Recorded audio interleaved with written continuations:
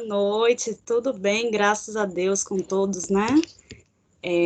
Hoje nós vamos conversar um pouquinho sobre a sessão 3.3, a unidade 3, sessão 3, né, para finalizar a unidade 3. E aí eu já vou começar com o conteúdo, mesmo as pessoas entrando ainda, né? Porque o conteúdo é um pouquinho mais extenso, né, hoje. E aí, vou começar, e aí, se vocês quiserem interromper em algum momento aí, né, vocês me avisem, me chamem, levantem a mão aí, tá? Se quem quiser acompanhar, tá lá no livro didático, unidade 3, sessão 3, né, Educar para o Pensar.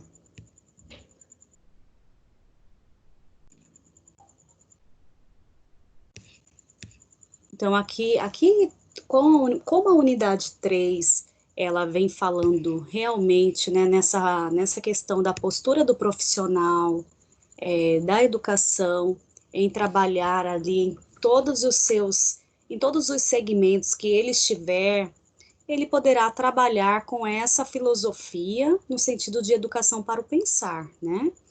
Então, vocês viram que a disciplina de filosofia para crianças, né?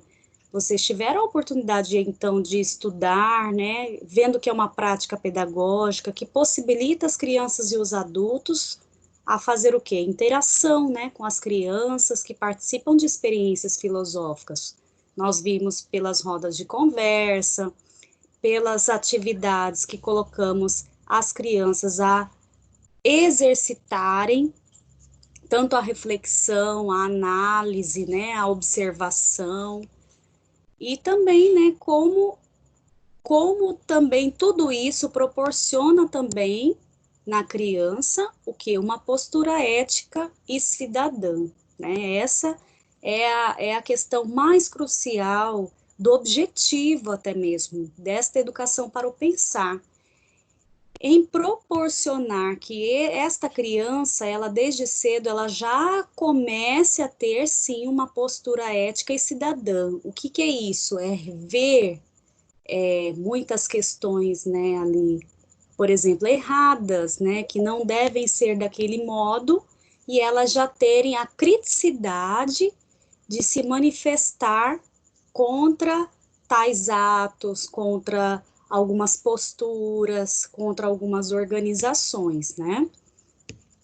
Deixa eu só admitir mais algumas pessoas aqui, já vou falar com vocês de novo, peraí. Deixa eu mudar esse efeito de fundo aqui, que tá muito claro. Colocar uma sala.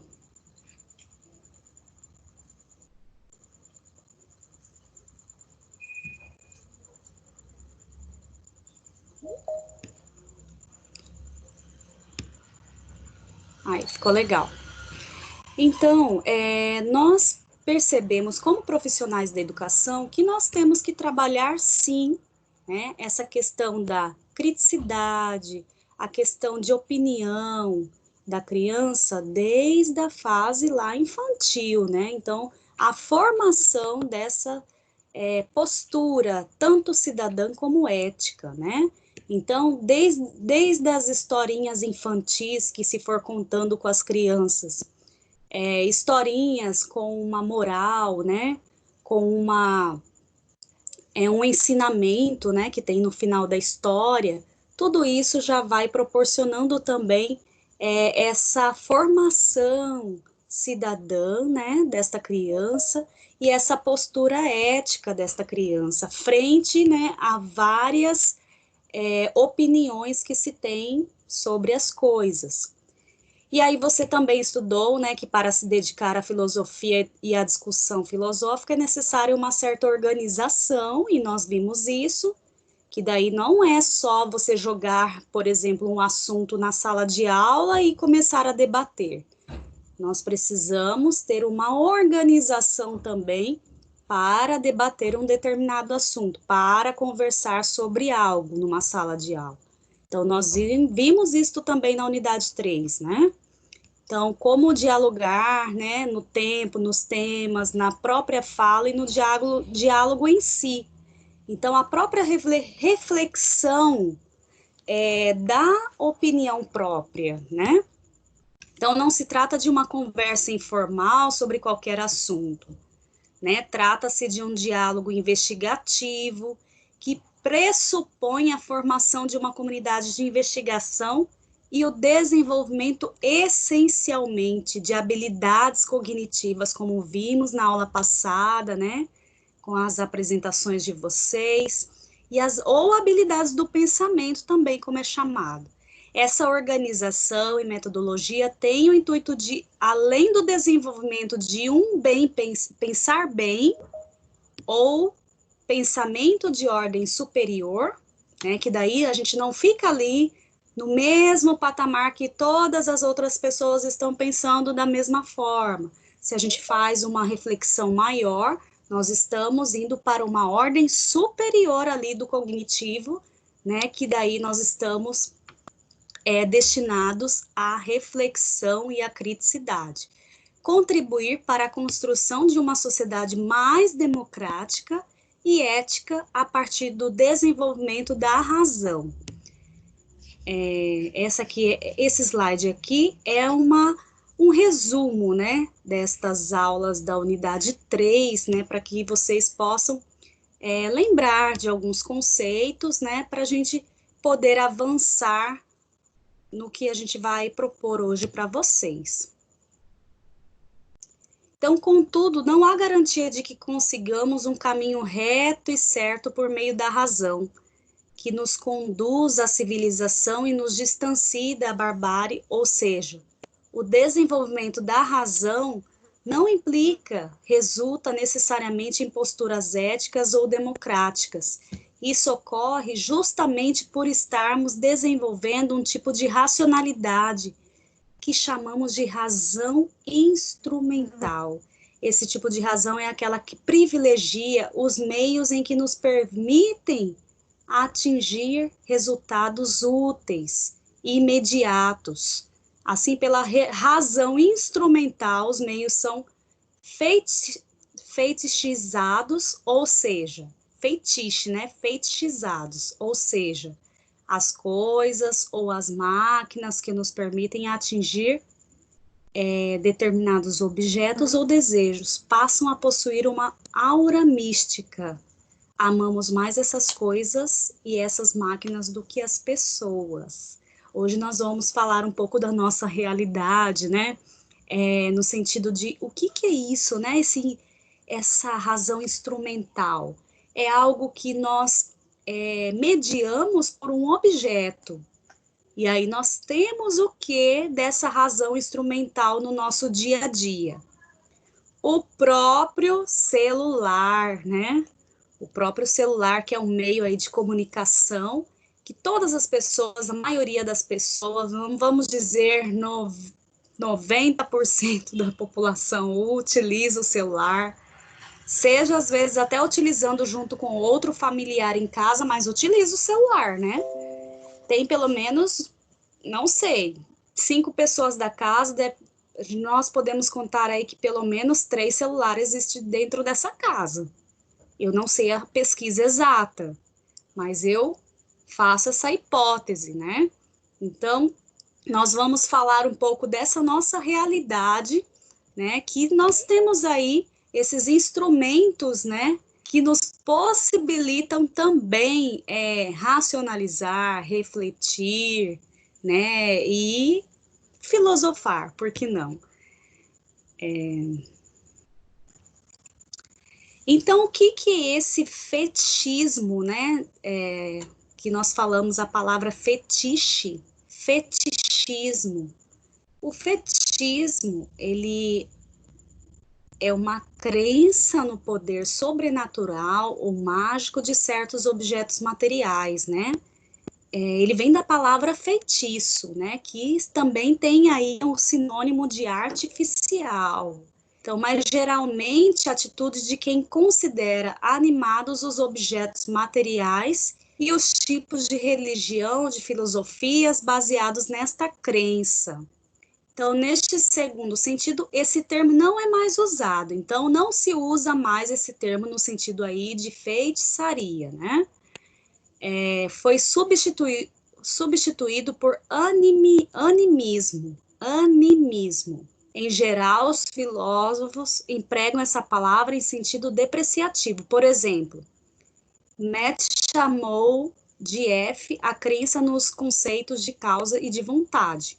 Conte exaltara o F por encontrar nele alguma afinidade com o positivismo, porquanto ambos veem em todos os seres uma atividade análoga ou semelhante à humana, e assim estabelece a unidade fundamental do mundo que se expressa na teoria do grande ser. Kant, por outro lado, chamou F, a religião mágica, né, que é o fetichismo, a religião mágica de quem realiza certas ações que por si nada contém de agradável a Deus, nada tem de moral, com o fim de obter favores divinos e satisfazer desejos pessoais. Então, neste sentido, o sacerdócio é a constituição de uma igreja em que reina o culto fetichista, né? Onde o fundamento e a essência do culto não são constituídos por princípios de moralidade, mas por disposições, ficção, estatuárias, regras de fé e observâncias. Então, aí nós temos vários sinônimos, né, da palavra fetichismo, que vem de fetiche, que vem de feitiço, né, e também, né, para a nossa atualidade, tem aí o significado de artificial, né, não no sentido mais de feitiço, mas de algo artificial. Então, um exemplo bastante atual dessa fetichização é o uso ininterrupto de aplicativos, né, de redes sociais. Então, nós utilizamos um instrumento que é o celular, mas nós utilizamos aí o meio de fetiche, né, que é essa comunicação em redes sociais. Nós passamos mais tempo conectados, né, virtualmente, a outras pessoas do que relacionando fisicamente. Atualmente, nós estamos necessitados de ter esse contato virtual, mas nós já estávamos caminhando, né, para isso. Parece que já estávamos preparando também, né, porque já tinha muito, né, o uso das redes sociais, o uso, né, de não mais visitar o amigo, mas falar com o amigo à distância, né? Então, já estava crescendo esse costume. Então, nossas relações passaram a ser midiáticas e com uma temporalidade diferente da que se dá no contato físico. Isso é verídico, né? Quando duas pessoas se relacionam presencialmente sem mediação. Essa temporalidade também nos torna reféns da técnica. Essa questão do feitiço, não é? Essa questão do não sobrenatural aqui, mas o superficial, né? Nós estamos reféns de uma temporalidade ali. As redes sociais, elas são ali de uma forma diferente de temporalidade também, né? Então, de certa forma, a racionalidade que precisa ser mais explorada é a emancipatória, assim como o objetivo da educação escolar, porque a razão emancipatória é a única maneira de termos o entendimento do que se passa conosco. É por ela que compreendemos criticamente as experiências vividas, justamente por ser a razão emancipatória que está comprometida com a existência humana. O que é essa razão emancipatória? É você saber, supor algumas razões ou algumas ideias anteriormente, como diz o nome, emancipatória. Então, você vai saber, né, você vai criar hipóteses, você vai deduzir anteriormente, né? Então, justamente por ser a razão emancipatória que está comprometida com a existência humana, com os fins e não com os meios. A escola, quando se dedica a ensinar a pensar bem, promove condições para que o aluno desenvolva autonomia e busque sua emancipação. Então, a escola em si, nós educadores, nós estamos ali tentando fazer com que o aluno emancipe, né, os seus critérios de análise e tudo mais, para que ele não possa, né, futuramente, por exemplo, ser surpreendido por algo que ele não tenha refletido antes. Então, a filosofia para crianças é o ensino de um pensar bem, possibilita a autocorreção e é de tipo de habilidade que a sociedade democrática, moralmente estruturada, precisa. Cidadãos que saibam realizar autocrítica e autocorreção. Então, esse pensamento, né, essa razão emancipatória, é eu saber de várias situações, de repente, que eu observe com outros, com outras pessoas, e que eu também analise essas situações, esses contextos, para que não aconteça comigo, né? Então, eu vou fazendo o quê? Uma reflexão sobre todas as minhas atitudes, posturas, ideias, e também eu vou levando o quê? Vou levando até a fazer a autocrítica, né? Então, eu vou analisar-me e fazer também as minhas correções necessárias, né? Para que, de fato, eu consiga aí ser uma cidadã de bem e num sentido aí de convivência social equilibrada com os outros. Então, assim, para se ensinar a pensar bem, a primeira coisa a se fazer é não aceitar, né? É não aceitar, negar toda superficialidade. Para se pensar bem, é necessário ignorar a primeira impressão que se tem de qualquer coisa. É preciso aprofundamento. Então, o julgamento às vezes é muito imediato, né? Nós olhamos algo, nós olhamos uma pessoa, nós olhamos uma situação, nós olhamos uma coisa e já vem o julgamento. Então, é necessário que, né, nesse contexto, né, da questão do fetiche, na questão da superficialidade e tudo isso, nós precisamos o quê? Calma, para pensar sobre algo, eu não posso me apegar à primeira impressão, né? Eu não posso, para eu conhecer algo, para eu conhecer, vamos dizer até um exemplo mais, né, próximo, para eu conhecer uma pessoa, eu não posso, né, já pensar que o que eu vejo da pessoa é aquilo, né? O que eu vejo da pessoa é o que ela é. E realmente, às vezes, a gente se engana muito, porque é a primeira impressão, você não conhece a pessoa, então você precisa conhecer, né? Você precisa dar essa oportunidade de conhecer. Então, é preciso o quê? Aprofundamento significa o quê? Você ter mais conversas com a pessoa, você ter mais contatos, você conseguir entender as ideias daquela pessoa. Isso eu estou dizendo no exemplo de pessoa, mas eu posso falar de ideias também, e também eu posso falar de situações, né? Eu posso falar de contextos, eu posso falar de áreas de conhecimento e tudo mais. Então, além disso, temos que recusar as certezas absolutas e tudo aquilo que se torna essencial por si mesmo. Prevalência dos meios sobre os fins. Essa recusa faz com que nossa consciência não se submeta a manipulações, ao conformismo e à naturalização do que não pode ser tolerado. Então, nós temos que ter muito cuidado se nós não temos um conhecimento aprofundado sobre algo, de repente, né, dar uma opinião, falar algo na superficialidade, tá?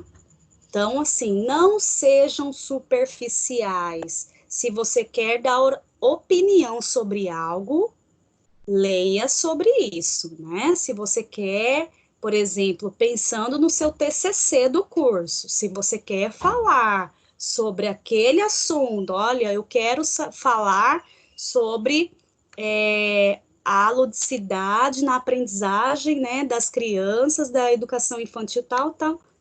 Eu vou ler pelo menos 20 artigos sobre ludicidade, né? Se eu quero falar sobre educação inclusiva, eu quero falar sobre autismo, eu vou ler pelo menos 30 artigos, né? Então, eu tenho que sair da superfície, eu preciso, de fato, aprofundar, né?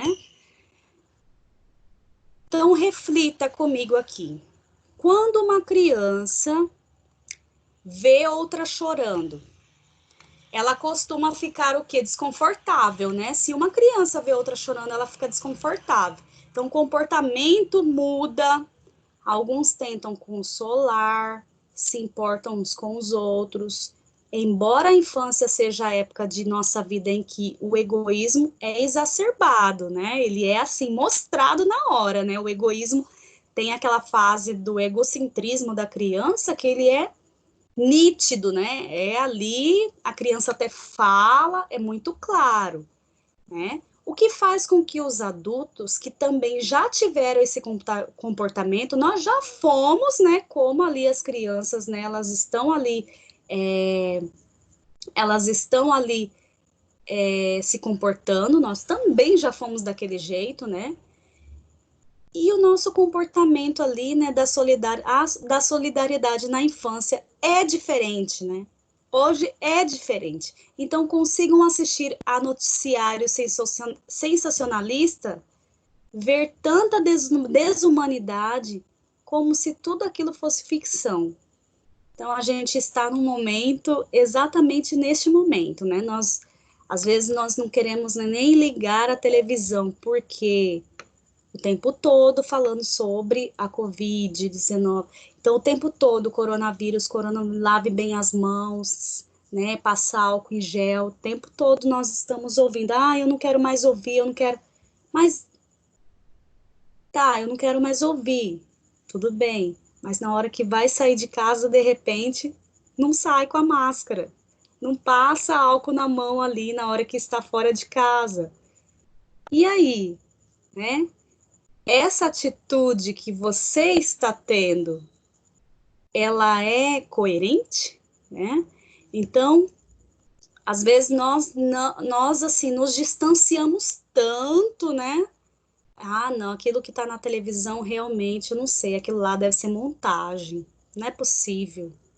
Não é possível tanta gente morrendo assim. Não é possível. Eu estou desacreditada. Quero mais nem ver assistir televisão. Não acredito. Aí você encara como se tudo aquilo fosse uma ficção. Porque alguns choram com assassinatos em novelas e não se comovem com notícias de assassinatos reais. É incrível isso, né, gente? Em novela todo mundo chora, né? Mas de repente se passa lá na televisão, no jornal, a história de um assassinato real, parece que não tem assim um fundamento, parece que ali não mexe mesmo, não sei.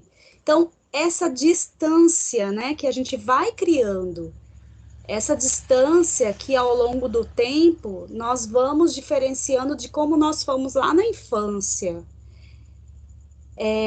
Nós encaramos como se fosse uma ficção, né? A realidade, às vezes, para nós se torna ficção. Então, às vezes até as nossas atitudes, elas mostram que nós estamos encarando as coisas como uma ficção. É preocupante isso, né? Então, essa aprendizagem, esse ensino intencional do pensamento de ordem superior, como nós falamos no início, né, que não vai ficar ali somente no superficial, mas com a observação, com o aprofundamento, ela vai se tornar o quê? De ordem superior, ou de um pensar bem, não tem hora certa para começar nem para terminar. Então, se você até hoje, né, não teve essa atividade de exercício mental, no sentido, ele vai ser rotineiro na sua vida. Comece, né, a análise, como estudar melhor, né, faça pelas coisas simples da sua vida.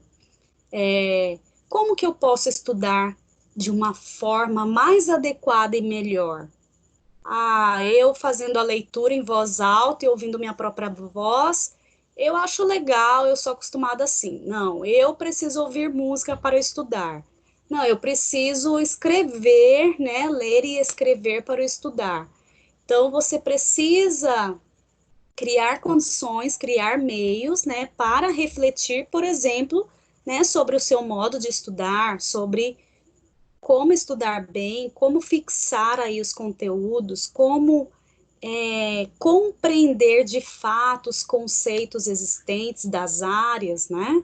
Então, deve ser um fluxo contínuo. Então, tudo que tem exercício, né? Tudo que tem uma atividade contínua, você consegue aí estabelecer um foco, você consegue ter aí metas para atingir aí o que você deseja, né? Então, já na primeira infância, precisamos ter em mente que a educação efetiva para o pensar bem será aquela que conseguir manter a tensão entre a adaptação à vida e a criação do novo, que se faz pela recusa acima indicada. Sendo assim, aprendemos e desenvolvemos a racionalidade emancipatória na medida em que compreendemos a vida e as circunstâncias a que estamos inseridos, elaborando ações e comportamentos adaptativos que nos permitam viver e sobreviver nas condições que se apresentam. E nós estamos no momento que nós fizemos essa adaptação, né? Em casa, fazemos somente o necessário, né? Quem precisa ir para a rua faz ali somente o necessário. As pessoas que ficam mais em casa, elas procuram fazer várias coisas que antes não faziam. Elas procuram ali, né? Sempre estar organizando a casa e tal. Quem está estudando, que continuou a estudar, então, teve aí a sua lista de materiais aí para o estudo, né? Então, está aproveitando também este tempo para estudar mais, para ir ler todos os livros que você não conseguia ler quando estava na correria do dia a dia, saindo de manhã e voltando à tarde, né? Então, nós tivemos várias adaptações. Então, além disso, por compreender a vida e as circunstâncias, também conseguimos recusar o que não está adequado e criar essas novas situações, né? Esses novos comportamentos, novas ideias, novas maneiras de viver. É impossível viver dessa forma que estamos vivendo hoje? Não é impossível, né? Se nós lembrarmos aí do filme Escritores da Liberdade, é isso. Escritores da Liberdade, eu acredito que vocês já assistiram. E aí, naquele filme, vai falar sobre o diário de Anne Frank, né? E aquele momento, né, que Anne Frank e sua família ficaram ali enclausurados ali naquele sótão, né? Se não me engano, é sótão de uma casa, e que não podiam nem utilizar a descarga do banheiro de dia. Vocês imaginem uma família dentro, né, daquele cômodo que não ia poder utilizar nem mesmo a descarga do banheiro durante o dia para não fazer barulho, para não serem descobertos, né? Porque é a época da guerra, né? Então, para não serem descobertos, então eles passaram aquele tempo todo ali de uma forma bastante adaptada ali àquele momento, né? Então, a questão de não fazer barulho, a questão de se preocupar com o outro e muitas coisas mais, né? Quem não assistiu o filme Escritores da Liberdade, né? E quem não leu o livro Diário de Anne Frank, é muito interessante, né? Traz essa questão, principalmente do confinamento, né?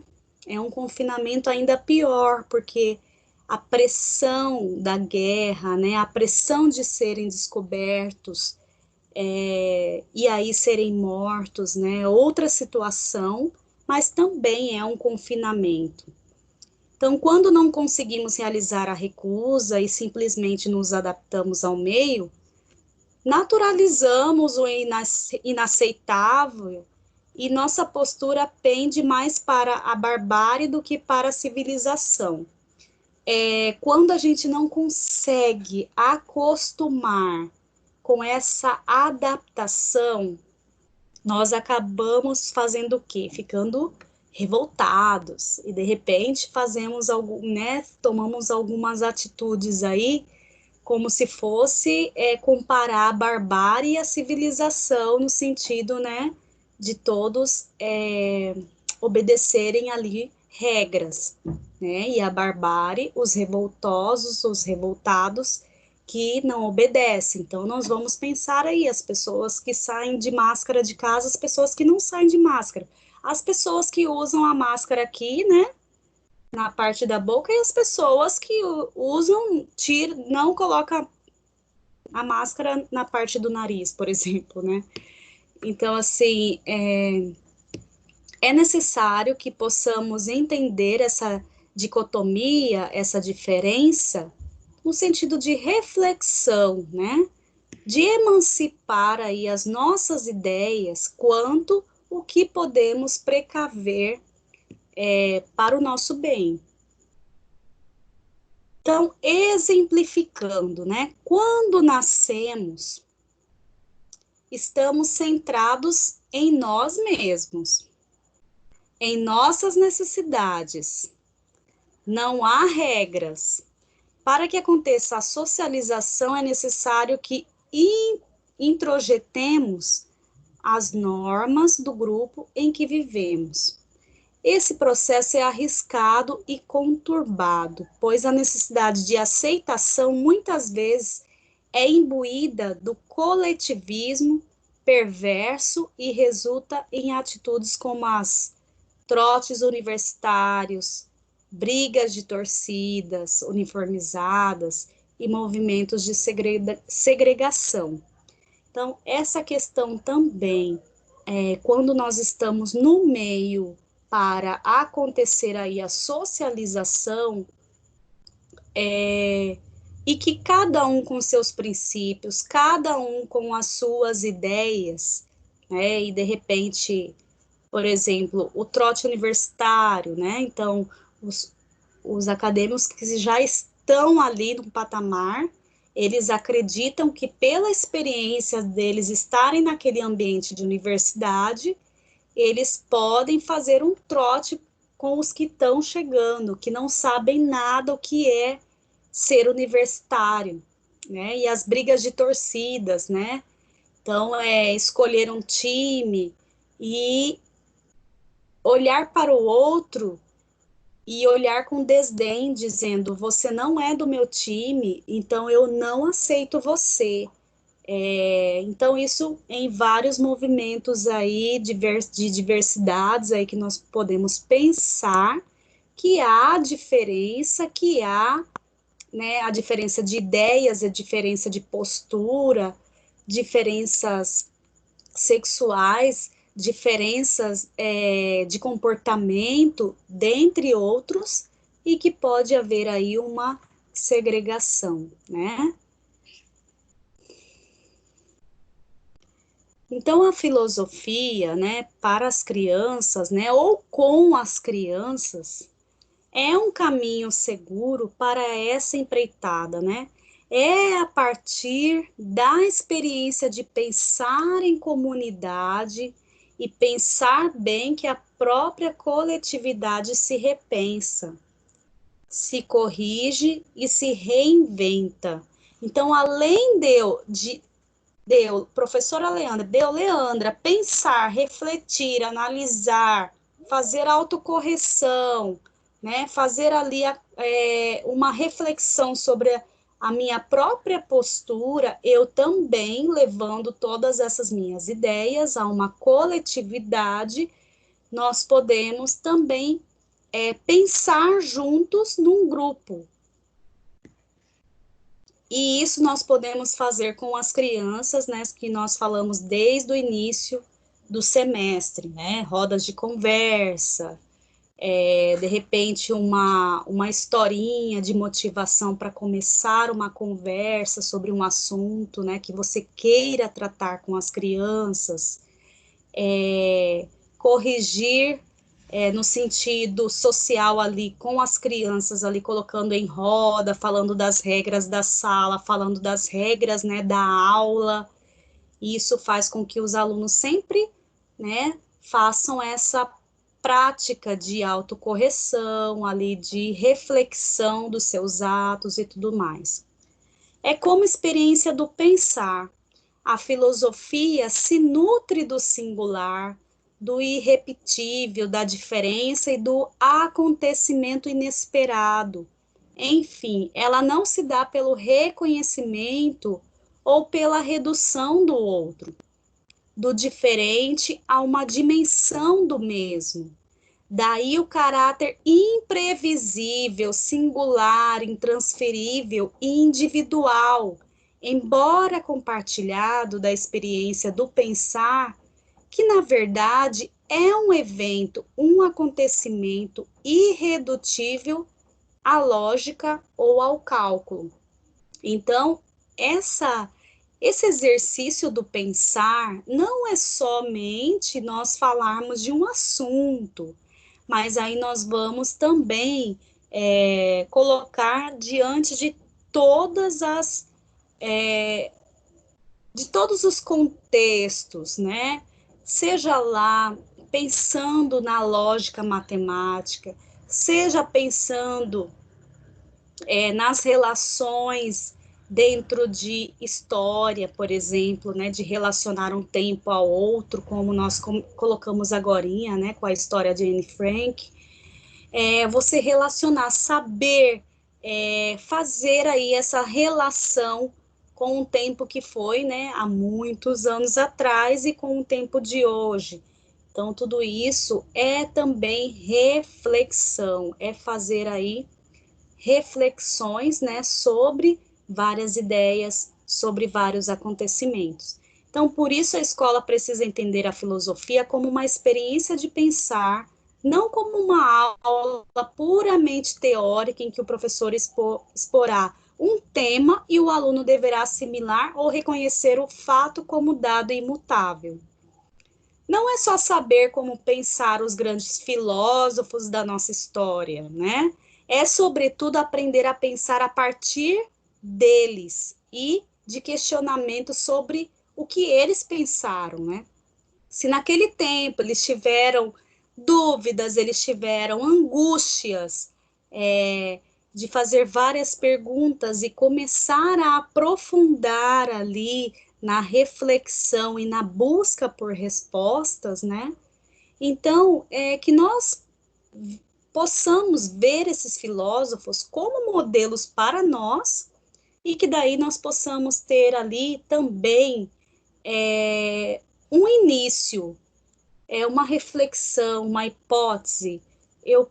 Essa hipótese pode me levar a escrever um artigo.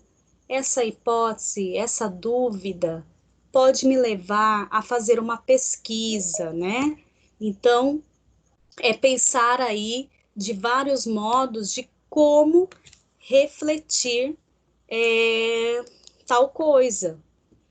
Então, nós podemos fazer, por exemplo,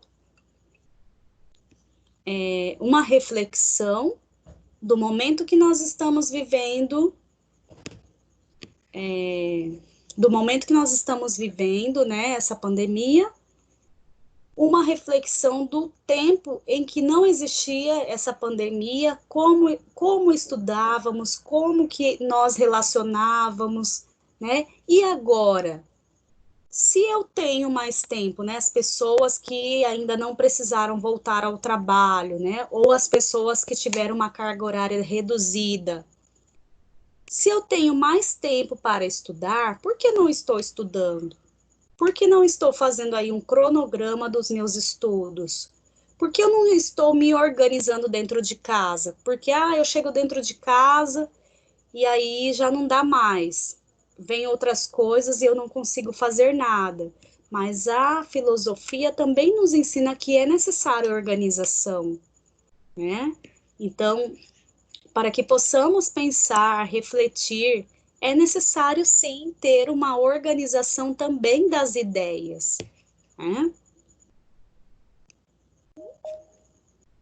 Deixa eu ver onde eu parei. Exemplificando.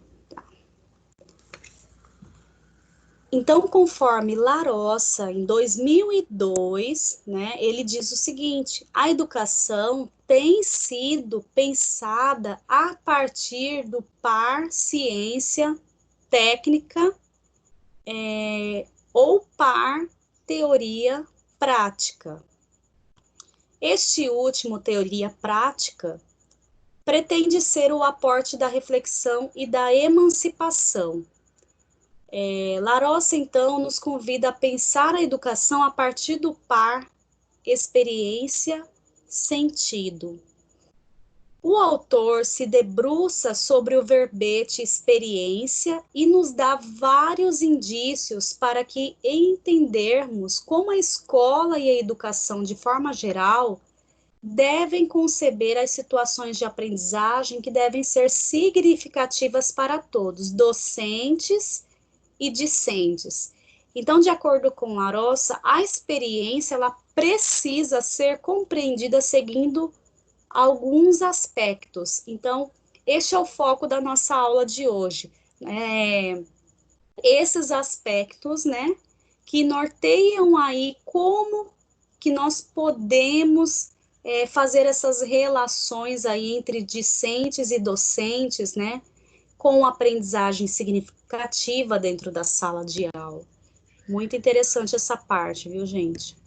Então, número 1, experiência é aquilo que nos acontece, que nos atravessa.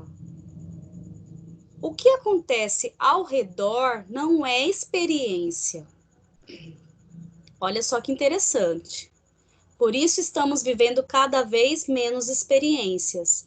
Os motivos para essa pobreza de experiências são: então, o que acontece a nós, o que acontece a mim, Leandra, o que acontece a você, né, Márcia, o que acontece a você, deixa eu ver mais gente aqui, deixa eu ver quem tá aqui, Edna, Elisana, Fabiana, Francisca, Gláucia, Érica, Laura, Marina, quem mais tá aqui? Marina, Monize, Rosidete, Rosana e Tatiane. O que acontece a cada um de vocês é a experiência própria de cada um, certo? Então, é isso que está, Larossa diz que é isso que está se perdendo. Por quê? O que nós temos que atrapalha essa experiência pessoal de cada um? Olha só o que ele diz: excesso de informação, né? Larossa demonstra que quanto mais bombardeados de informações formos, menores são as possibilidades de experiência. Então, nós preocupamos demais com tantas informações, né? Nós queremos ficar, às vezes, 3 horas olhando lá Instagram, olhando Facebook, olhando as informações dos outros. E as nossas experiências estão deixando de ser feitas, né? Então, esse bombardeamento, né, de informações aqui, estamos submetidos em tempo integral, nos ocupa de tal forma que não temos tempo para experiências, nós não temos tempo para ter as nossas próprias experiências, porque nós estamos preocupados com a experiência do outro, né? Então, sabemos um pouco de tudo, é importante. Então, até mesmo a internet, né, as redes sociais, elas dizem que é necessário você saber um pouquinho de tudo. Então, aí você vai buscando uma coisa, vai buscando outra, vai buscando outra. Você vai ficando, né, bombardeado de informações. Então, mas nada nos toca, nada nos acontece. Então, essas informações, elas precisam ter, eu digo assim, você precisa filtrar, né? Você precisa aí escolher o que você quer ver, né? Então, ficar olhando um monte de coisas sem um objetivo, só por olhar, só por curiosidade, isso não vai trazer nada de experiência para você, né? Isso vai distanciar até mesmo a você ter as suas experiências. O excesso de opinião, além do excesso de informação, há um imperativo de que o cidadão contemporâneo precisa emitir uma opinião sobre qualquer assunto sobre o qual tenha sido informado. Então, a gente precisa, eu preciso ter opinião sobre tudo. Gente, as experiências, às vezes, assim, tem algumas coisas pessoais, por exemplo, que eu gosto muito, né, de seguir na internet, porque de tempos, né, eu estou aprofundando o meu conhecimento em tal coisa, então eu estou seguindo aquilo, né, então eu faço muita filtragem do que eu quero, do que eu não quero, né, que eu seja ali avisada, por exemplo, né, de mensagens, de tudo, porque tem algumas coisas específicas que eu quero seguir, tem outras que não me importam, não tem nada a ver, não vão proporcionar nada na minha vida, né? De experiência e também de opinião. Então, desde pequenos até a universidade, ao largo de toda a nossa travessia pelos aparatos educacionais, estamos submetidos a um dispositivo que funciona da seguinte maneira: primeiro é preciso informar-se e depois há de opinar, há que dar uma opinião obviamente própria, crítica e pessoal sobre o que quer que seja.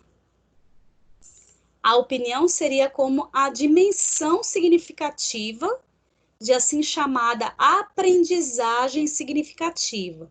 A informação seria o objetivo. A opinião seria o subjetivo. Ela seria a nossa reação subjetiva ao objetivo. É um pouco complexo, né, da forma que Larosse explica, mas é muito simples, gente. O que eu aprendo com as minhas experiências pessoais, eu vou formar a minha opinião.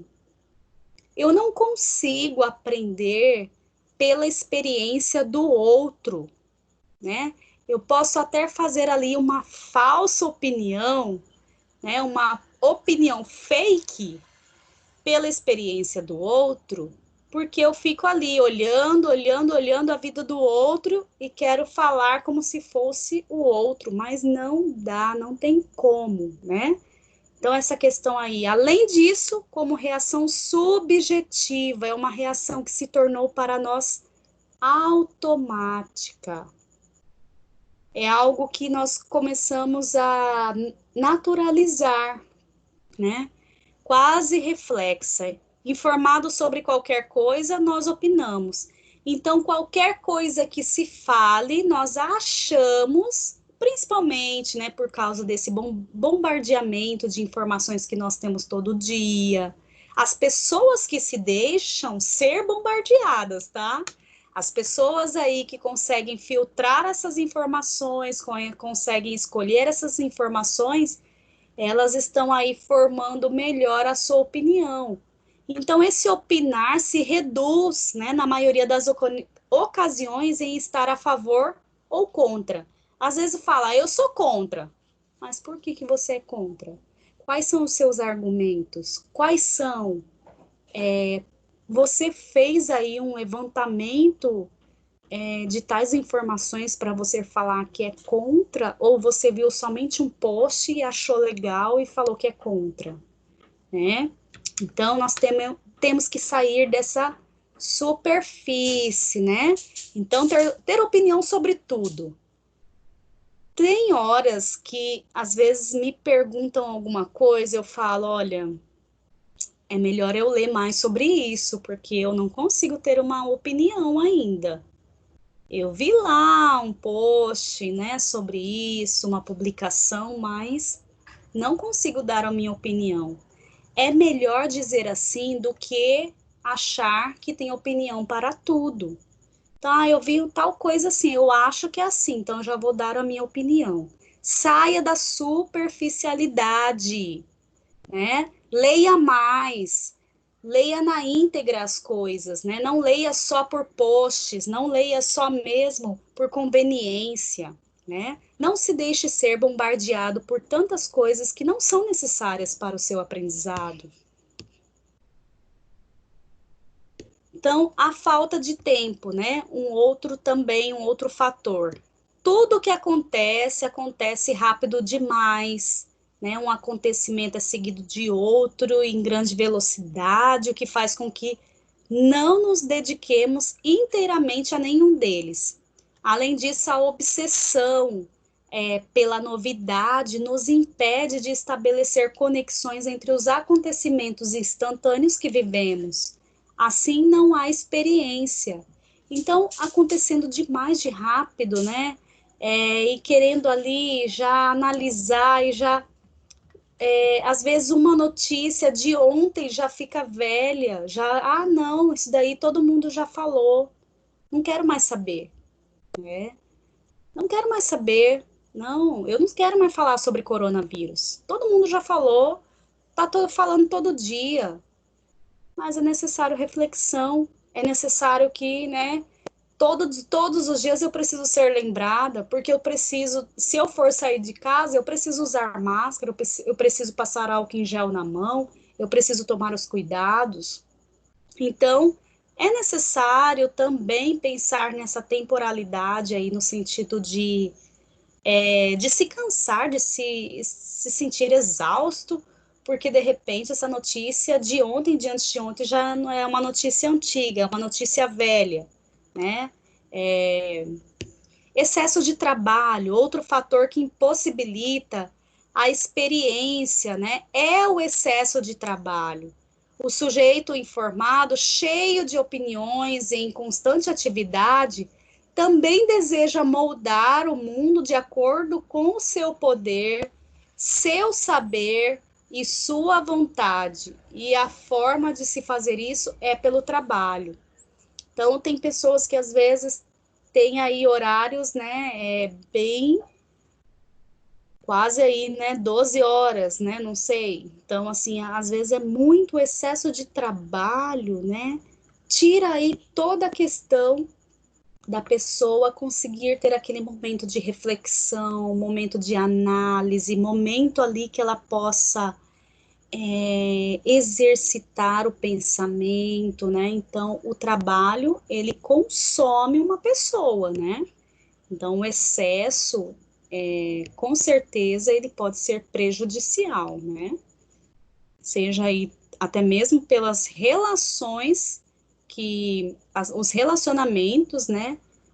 Em volta da pessoa que podem começar a ficar distantes e também às vezes até mesmo as questões aí de saúde da pessoa também que podem aparecer, né?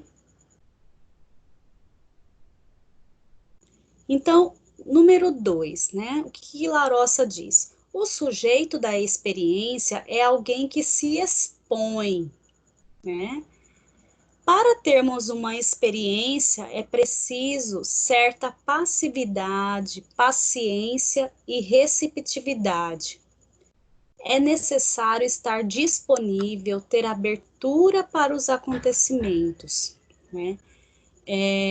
Falando em redes sociais, que é o nosso, que é até mesmo o exemplo, né, mais evidente, né, que nós temos hoje em dia, e até mesmo no livro didático, traz sim o exemplo das redes sociais.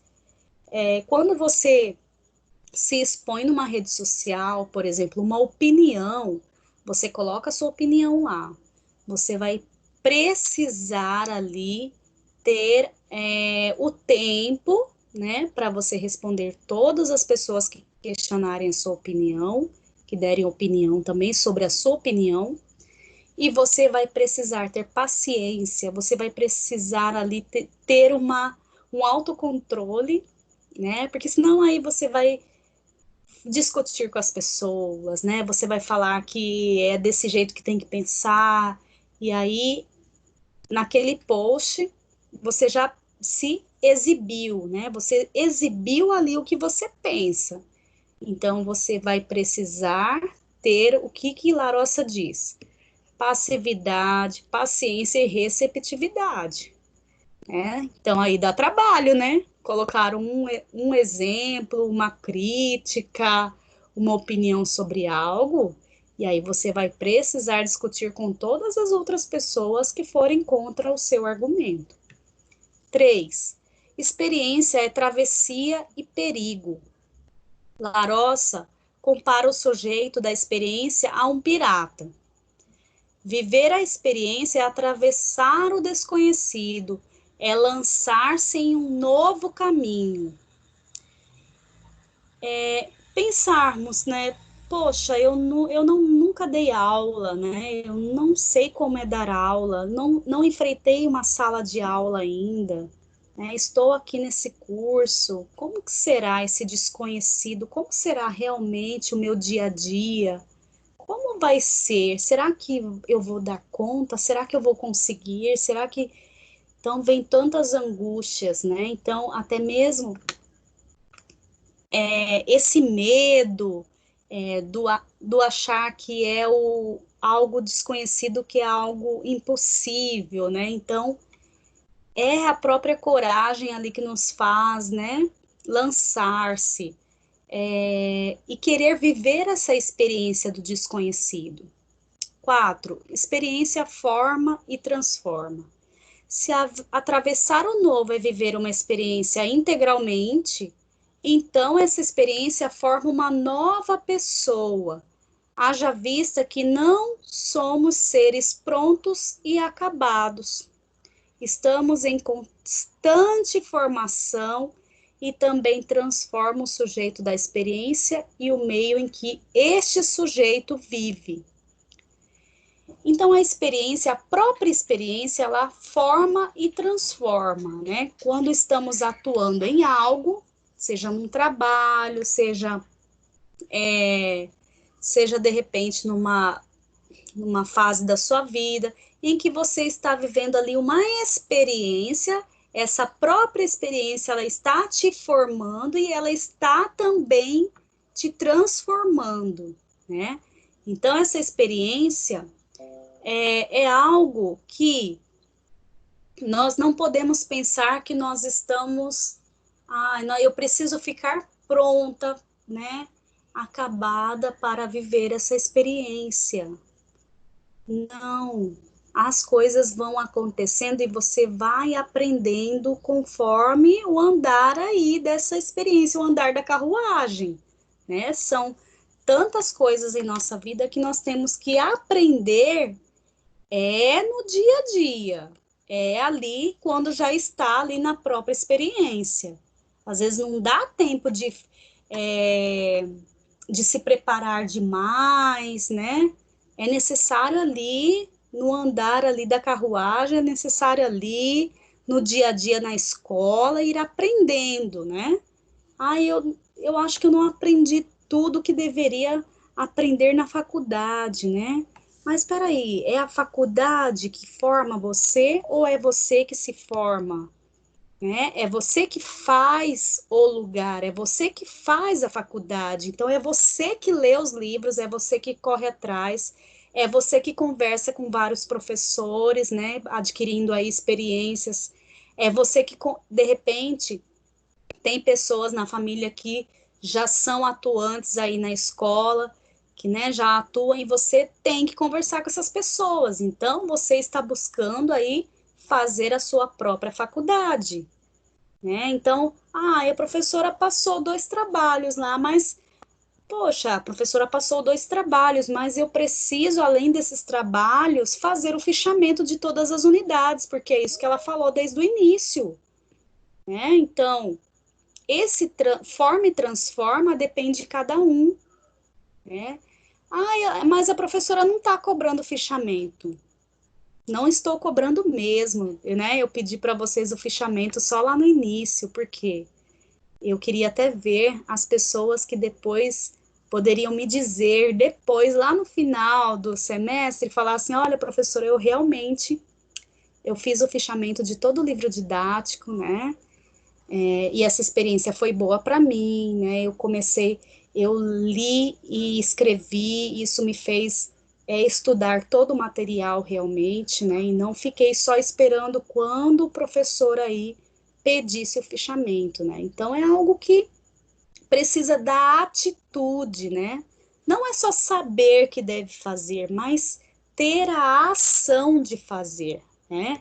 E essa transformação é pela experiência. Então, quando você está numa experiência, você vai aprendendo a ter opinião, aprendendo a lidar com as frustrações, aprendendo que com o novo você vai ter medo, mas é necessário enfrentar, e tudo mais. Então, nós estamos em constante transformação, nós somos pessoas em transformação constante, inacabados, né? De repente eu estou aqui dando aula para vocês, ano que vem eu de repente posso estar em um outro projeto.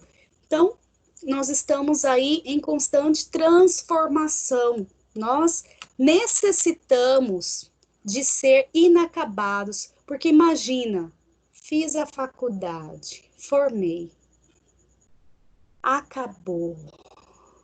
Glória a Deus, acabou. Não, gente, corra atrás, continue.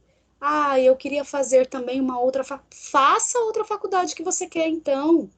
Eu quero ainda me especializar mais ainda nessa faculdade que eu estou. Continue, tem tantos meios. Com essa pandemia agora vocês viram que vamos dizer assim, é possível estudar, né, dessa forma. Claro que, assim, quem estuda não vamos dizer que é diferente das faculdades que são à distância, né? Porque a faculdade que é à distância, ela tem um encontro uma vez por semana para tratar de todos os assuntos aí, né, das disciplinas, é uma vez na semana. O nosso modo adaptativo aqui é de estar com vocês todos os dias aí, aula. Se você tem na sua carga horária aula todos os dias, nós estamos todos os dias com vocês, né? Então é uma adaptação, não é como se fosse a faculdade à distância, porque faculdade à distância é uma vez na semana e não é todos os dias, né? Então nós adaptamos de como estar com vocês todos os dias. Então, são transformações, são várias coisas que acontecem, que vão acontecendo aí no meio do caminho, né? Que nós precisamos ir aprendendo e tomando decisões, e aí nós vamos vendo que é constante a aprendizagem, nunca acaba. 5. Experiência é uma paixão e não pode ser apropriada a partir da lógica da ação. A experiência, ela é captada a partir da reflexão sobre si, autorreflexão, enquanto ser passional. Então, a própria experiência, né? Eu preciso refletir sobre a minha própria experiência, né? Então, falando do número 4, experiência forma e transforma. Para eu entender o que eu preciso mudar, o que eu preciso transformar, o que eu preciso escolher, o que eu preciso ser, eu preciso fazer o quê? No caso, uma reflexão da minha própria experiência, fazer essa autorreflexão, né? Eu preciso fazer isso o tempo todo da minha vida. Eu preciso refletir, seja em qual área eu vou atuar ou atuo, né? Eu preciso fazer essa autorreflexão. Então, a experiência é uma questão de paixão, né? No sentido ali, a paixão no sentido de estar ali todo dia, né? Todo dia fazendo essa autorreflexão. Todos os dias é necessário levantar, pensar o que fazer, como fazer, o objetivo do dia, né? Então, todos os dias, por exemplo, eu, professora Leandra, eu levanto, eu já tenho os meus objetivos. Eu tenho que ter os meus horários, de tal hora eu vou fazer isso. De tal hora eu vou fazer isso. E eu tenho que organizar esses horários. Porque se eu tenho várias atividades ali que eu preciso conseguir fazer no dia, eu preciso organizar essas atividades. Então, cada dia eu tenho que fazer essa autorreflexão de como eu estou organizando. Se daquele dia eu fiz dessa forma, acho que não vai ser legal dessa forma. Então, eu tenho que fazer essa autorreflexão constantemente. 6. Experiência resulta em um saber que acontece entre a vida e o conhecimento. Este tipo de saber é diferente do científico e do saber por informação. É um saber que resulta de fatores internos também. Então, além daquele conhecimento, daquele conceito, por exemplo, o que nós estamos lendo aqui agora, né? Muitas vezes eu até falo de algumas experiências, de alguns exemplos pessoais. Então, eu estou aí, né, enaltecendo algumas coisas da minha vida pessoal, falando, por quê? Além da experiência, né, de saber ali aquele conhecimento, de saber tal conceito, eu tenho também as informações da minha experiência pessoal, né? Então, a experiência, ela não resulta somente do que você conhece, do que você tem de informação, não, ela resulta também do seu próprio conhecimento, das suas próprias experiências. Então, quando você vai falar sobre algo, às vezes você fala também um exemplo da sua vida, né? Então, isso é muito usado nas conversas informais, que às vezes a gente, né, fala em uma roda de conversa de amigos, a gente troca experiências mais pessoais, falando, olha, na minha infância era assim, né? Na minha adolescência era assim, tal. Eu acredito nisso porque na minha infância era dessa forma. Então, os saberes, eles são sim importantes, né? Mas o resultado também desses saberes, eles estão também associados ao que nós sentimos, ao que nós vivemos de fato. 7. Experiência não é experimento. O experimento é um teste que busca um padrão e uma generalização. Então, a experiência é um acontecimento singular e o conhecimento é diverso, pois depende de fatores internos pessoais.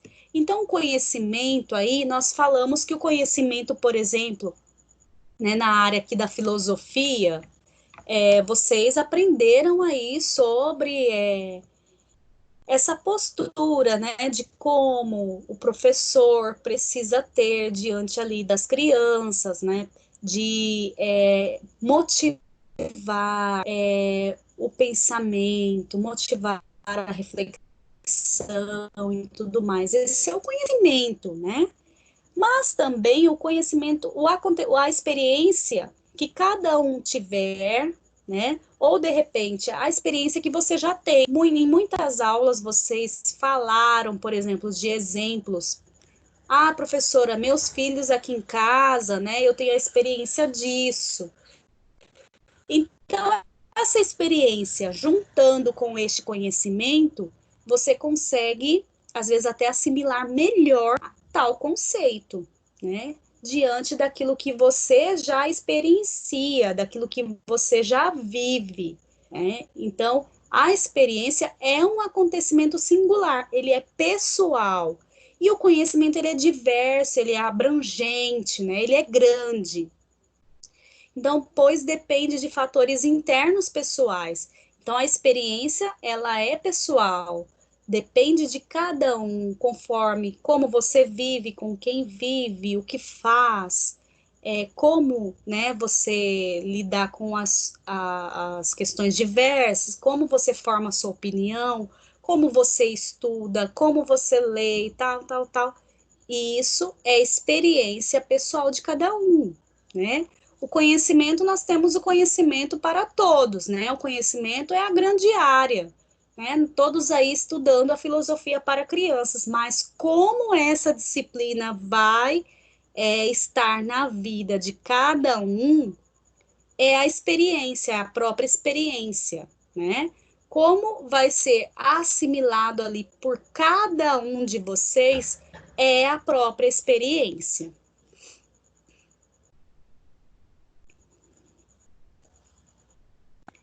Então, a experiência de uma pessoa não configura aprendizado para outra pessoa.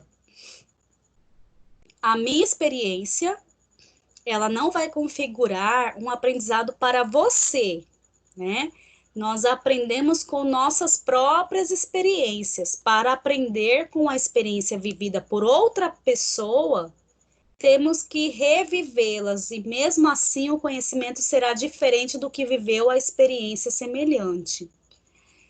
Vamos para um exemplo bem simples. Por exemplo, as mães, né?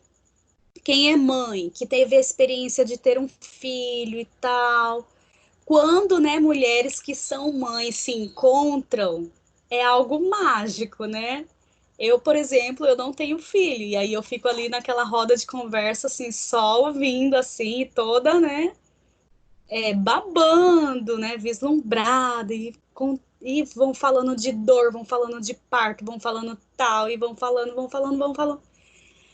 Mesmo eu sabendo de tantas coisas, né, e mesmo cada um sabendo ali da sua experiência de ser mãe, ela não vai configurar, por exemplo, a experiência de uma passar para a outra, né? Às vezes aconselha, orienta tudo, mas a própria pessoa ali que se tornar mãe, com as suas experiências, ela vai poder falar a sua opinião de ser mãe, né? Então a experiência ali pessoal, ela faz ali até uma questão ali de semelhança, né, das histórias e tudo mais, mas cada uma vai ter o seu olhar, a sua forma, né, de falar da sua experiência, que pode ser próxima, mas não vai ser exatamente igual.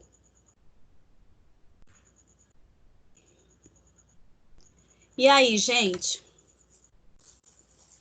Tudo bem com vocês?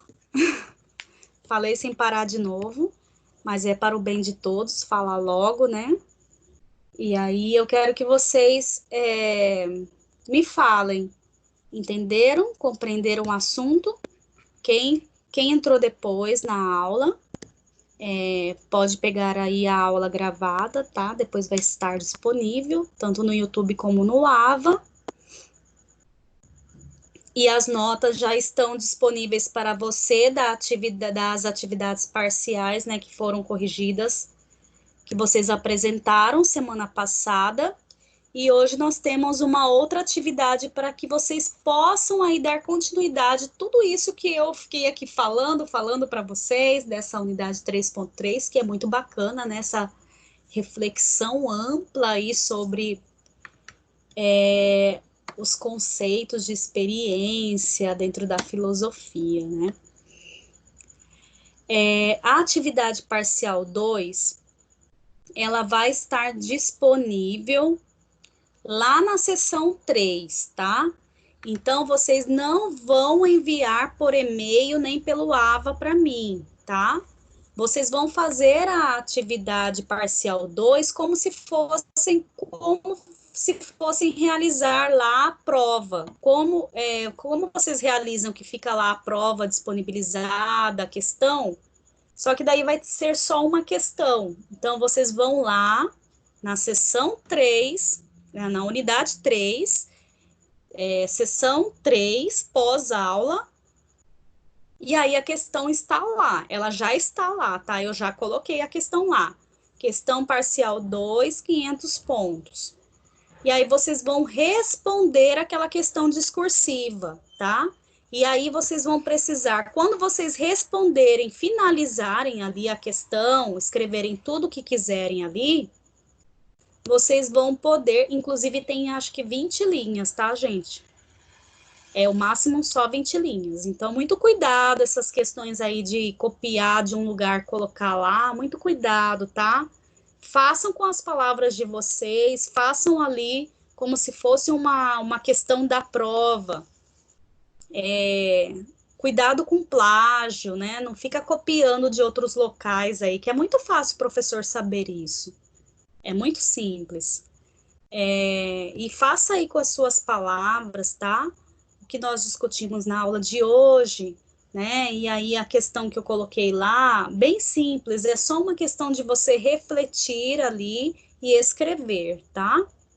E aí, quando você terminar a questão, você vai clicar em finalizar, tá? Finalizar a questão, aí que vai aparecer para correção para mim.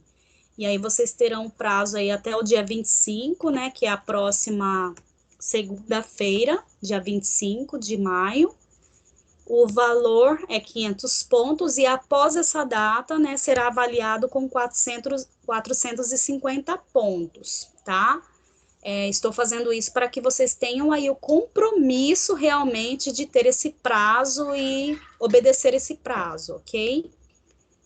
Aqui está da forma que aparece lá. Então, ó, lá na seção unidade 3, na seção 3 vocês vão clicar, vai aparecer lá o ícone atividade 500 pontos. Aí você vai clicar na atividade e ela vai abrir, tá? Aí tá lá, aí você vai digitar como se fosse fazer uma questão da prova, tá? E aí ela valerá 500 pontos, ok? Alguma dúvida aí, gente?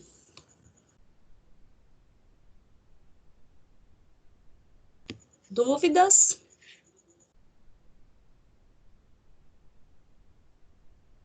Tranquilos? Tudo bem? Nenhuma dúvida, então?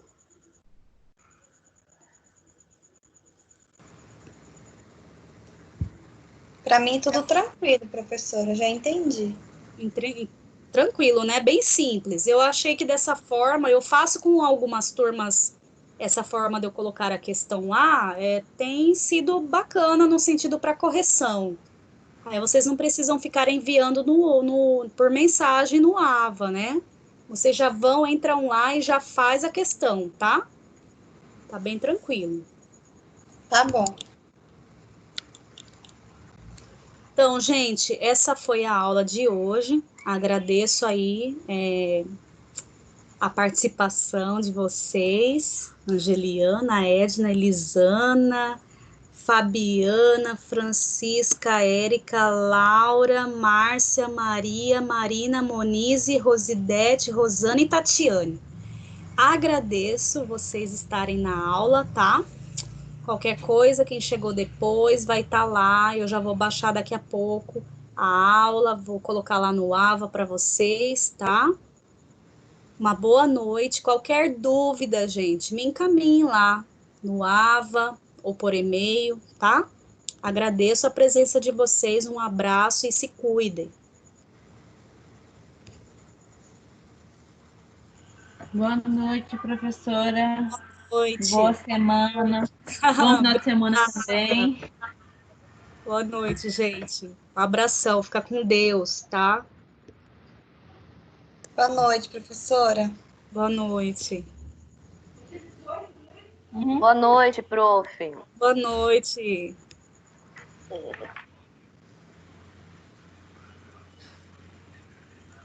Vou encaminhar esses slides também lá no AVA para vocês, tá? Por mensagem. Umas 3 folhas para trás.